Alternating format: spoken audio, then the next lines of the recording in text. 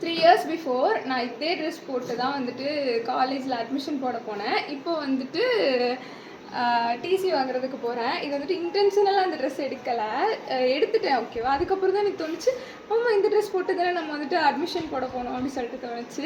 அன்றைக்கி செம்ம மழை, சரியா எனக்கு நல்லா ஞாபகம் இருக்குது. பயங்கரமாக மழை பெஞ்சுது நான் வந்து அட்மிஷன் போட போகும்போது.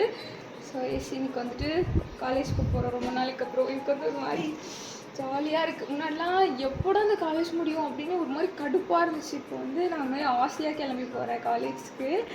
ஐடி கார்டெலாம் போட்டு போகணுன்னு நினச்சேன். ஆனால் சரி அது ரொம்ப கிரிஞ்ச் ப்ரோ மேக்ஸ் ஆகிரும் அப்படின்னு சொல்லிட்டு போடலை. சரி இப்போ டிசி வாங்க போகிறோம். போகலாமா? என் ஃப்ரெண்ட்ஸ்லாம் வந்துட்டு வெயிட் பண்ணிகிட்ருக்காங்க. எனக்கு 10 நிமிஷத்தில் வரேன்னு சொன்னேன். 10 நிமிஷம் ஆகிட்டு. ஸோ இப்போ கிளம்பணும்.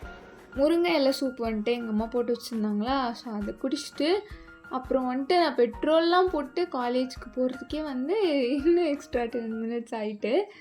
மேடம் வந்து என்ன பண்ணிகிட்ருக்காங்கன்னா ஏடிஎம்மில் வந்துட்டு காசு எடுக்கிறதுக்கு வந்து வெயிட் பண்ணிகிட்ருக்காங்க.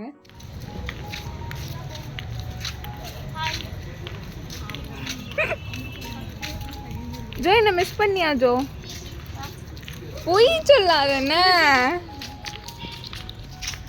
செல்சியானா மிஸ் பண்ணிப்பா. Outstanding juniors.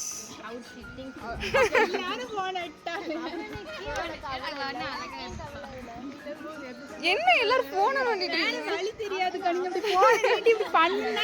அப்போ நான் என்ன பண்ணிருக்கணும் தெரியுமா? நீங்க வந்து எனக்கு கதை பேசிட்டு இருக்கும் போதே வீடியோ எடுத்துட்டு இருக்கணும்.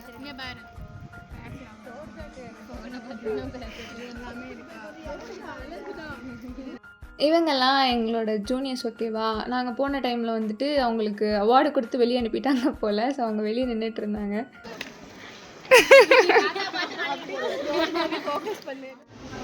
கல்யாணத்தில் டைம் போட யோசிச்சு போட்ட மாதிரி.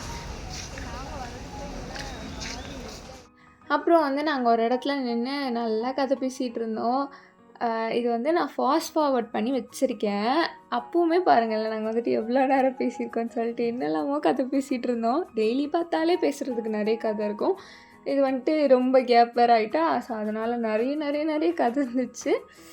ஃபோனில் அப்பப்போ பேசுவோம். பட் ஸ்டில் நேரில் பேசும்போது தான் நல்ல ஒரு சூப்பராக ஒரு எப்படி சொல்ல நல்லா இருந்துச்சு.